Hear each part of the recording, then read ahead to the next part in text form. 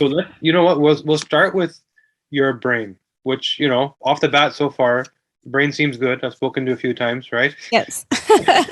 Well, what we're going to talk about is the neurochemicals, meaning all of these things that people are concerned of that are so hard to measure and grade, like anxiety, depression, addiction, irritability, procrastination, that you think are like personality traits, but really are hardwire in how do you process neurochemicals.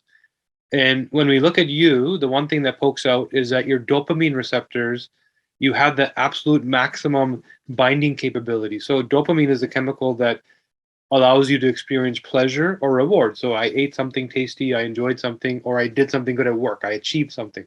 That feeling comes from dopamine, but in order to feel it, you have to bind the dopamine. These receptors in your brain literally have to bind, you experience, and then COMT, the enzyme, comes along to get rid of that dopamine and bring you back to normal. In between, there's one more gene called MAO, which kind of metabolizes and breaks it down. But the two main, sort of functions are bind, clear.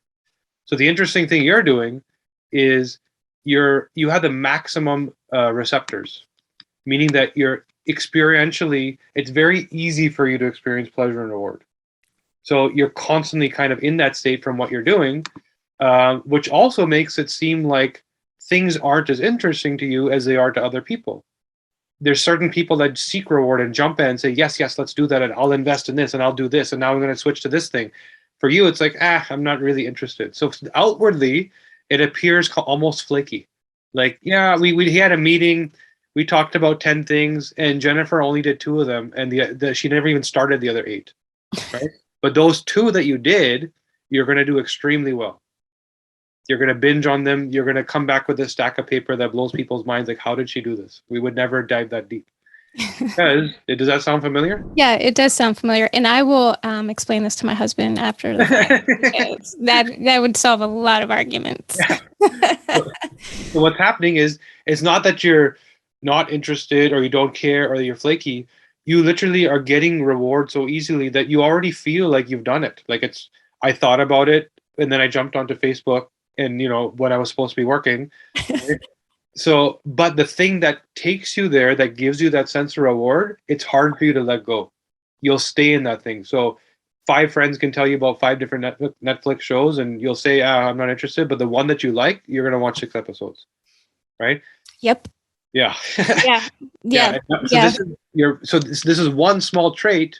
Now, if we start to layer other neurochemicals on top of that, and by the way, because you're COMT, the enzyme, you have the fast version. So you're kind of diving deep on the things you like, but it doesn't last very long, which means that it allows you to shift gears. So this is why you're functional. You're not a binger that's getting lost, like a scientist that locks himself in a room or herself in a room, doesn't want to talk to anybody. You can come back because the COMT is quick enough to bring you back to that outside of reward or pleasure state, which allows you to do what you do. When I'm doing what I need to do, I'm diving deep, but I can also come right back to whatever the next thing is, parenting, relationship, whatever, right? Very interesting. So now we layer on top of that your other neurochemicals, which are optimal, which makes you so good at what you do. So adr2b, your ability to sort of ignore or completely imprint trauma and pain. You have the optimal version, meaning that when it comes to, God forbid, the car accident or the fight or the whatever pain, anxiety, fear-inducing moment, you just let go. Meaning that you experience it just like anybody else. You know what happened, you know what it means, but the next time there's a car accident, the next time you drive down that street, it doesn't mean much.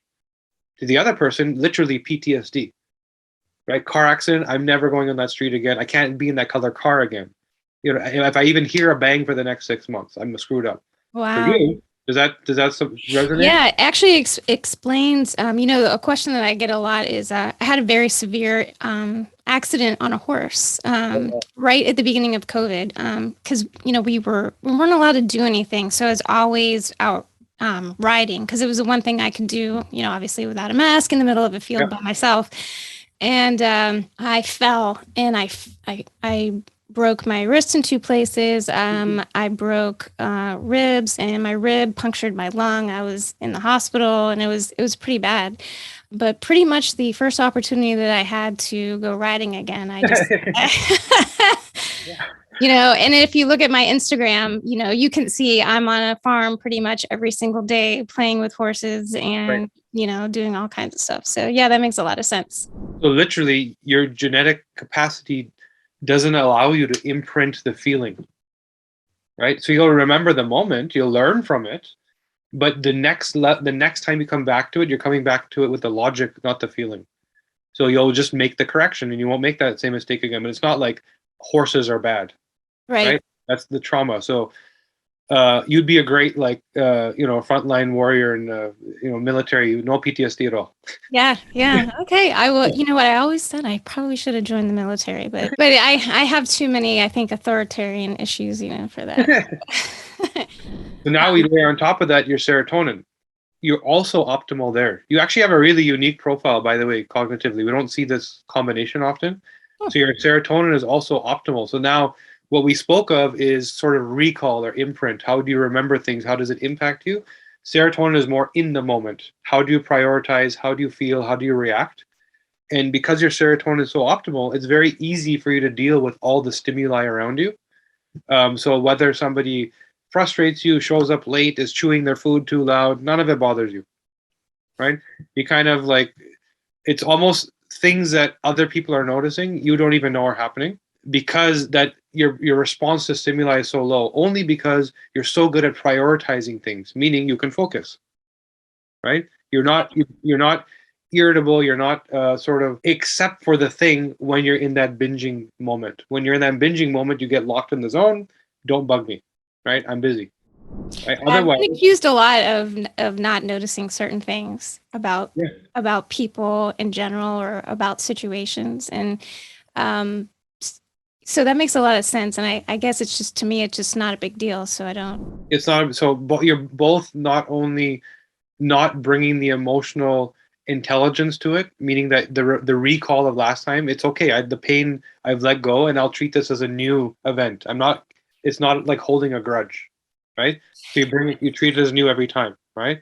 And in the moment, whatever that stimuli is, you can ignore it all, but that also makes you operate at sort of this macro level, right? You may miss the details, but you can think big at a macro level and do things that other people might say, "Oh, what do you? That's not. You're sort of out of your league. What are you doing?" Mm-hmm. Yes. Right? Yes. So it's very easy for you to play there because the details don't matter. Your big picture. But where serotonin is also very helpful is actually in sleep. You have a greater ability to ignore the sort of stimuli of sun, noise, blanket being pulled, whatever, and sleep through it. So I don't know if you have any sleep problems, but melatonin is your go to sleep chemical, put you to sleep. Serotonin is your wake up chemical, your morning chemical, and you do really well in terms of regulating it. So you shouldn't at least have the problem of like people that wake up in the middle of the night and then they toss and turn and then they're stuck. I mean, I think that depends on, what's going on in your life and stress levels and all of that. But, I will say that since I started tracking my sleep, and so is my husband, it's very obvious that we have something is different between the two of us.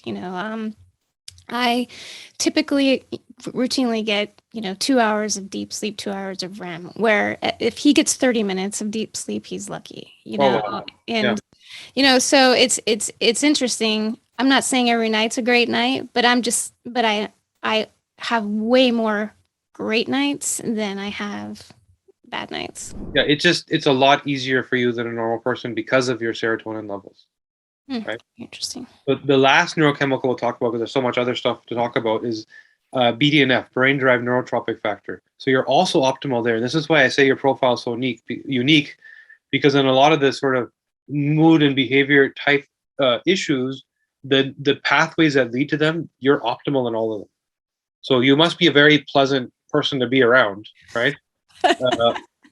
For sure. I mean, you'd be sort of that rock that people kind of lean on, right? Yeah, I could see that. Yeah. It's funny though, because I work by myself so much. I'm not really ever around that many people being, freelance, but that's really interesting. Yeah. So what you're saying is people should invite me to their parties. Yeah, no kidding. Yeah. Yeah. That's interesting. So I'm a huge fan of studying BDNF and raising BDNF levels, whenever possible. So, um, can you talk a little more to the audience about why BDNF is so important? Sure. So its primary purpose is neuroplasticity, so neural connection. And what it's studied and reported in genetics is, you're either good at dealing with concussion or not good at dealing with concussion. It does so much more. But it's true that neuroplasticity is the root solution to concussion. You need to repair, right? And if you do that well, it's harder to get a concussion and you recover faster. But it also speaks to mood and behavior, meaning that sort of drama queen response. So on one end, we said that you don't imprint the negative stimuli, but even if you did, it wouldn't mean a lot because your BDNF is optimal. So that the person that gets a lawyer letter in the mail and they're just done for the day and they can't function, versus the person that gets a lawyer letter in the mail and they're like, okay, I read it. Now, oh, by the way, I was busy. I already had something else going on. It doesn't mean a lot to them, that drama queen response. So you're optimal there. So you're likely to be able to cope. But again, you fell off a horse, broke bones, punctured your lungs, and you just processed it and dealt with it. It's not a weight on your shoulders, right? And the other thing it does is, because it deals with sort of neural synapse and connection and neuroplasticity, it speaks heavily to your ability to develop skills. And we find that people that are, again, going back to the example of the scientist, the person in the lab that has tunnel vision, that is so good at what they do, and every email from them is 3 pages, right? But tell them to shift gears to doing a podcast, or let's go, work on some technology meeting, or they just can't do it, right? And they'll get frustrated. They can't handle the failure of it. And you're the exact opposite of that. Your BDNF is so optimal. You can easily go from riding a horse to practicing medicine to recording a podcast, to making business deals. You can do multiple things at a sort of masterful level because it's so easy for you to develop new neural connections to learn. Wow. I teach and talk about learning all the time because it just fascinates me how the brain learns, and how, you have to make memories first to be able to learn. And that all depends on, neural connections and how strong they are, how often you practice recall and all that kind of good stuff. When I was listening to some of your other podcasts, you had talked about how this is what allows really successful entrepreneurs to do what they do as well, right? Because they can, especially serial entrepreneurs, when I heard that, I thought about it and I was like, oh, wow, that's me. I have this whole like medical writing business. I have, I have a whole podcast. I have a whole, I just started writing, books. I just started writing graphic novels, and I'm doing all these different things, and at the same time, you have all these, making sure I, get my exercise in at the farm and being a mom and, and all that kind of stuff. And I was like, oh, so that's why I can do all this stuff. And other people struggle with, just getting up and going to work in the morning. Yeah, exactly. So it's just very easy for you to sort of develop new skills at a high level, not even at a basic level, right? So now the reason, so when we're working with people clinically, we usually look at the brain first. And what we just did in 15 minutes, we can spend another 3 hours on, by the way. We can dive a lot deeper, right? We just surface level, like looked at what do you kind of look like. So by understanding the mind at a genetic level, you then can do everything else much better because now you understand how you perceive things. You understand how you're actually going to get motivated. How, for example, I can't ask you to pursue reward because you don't.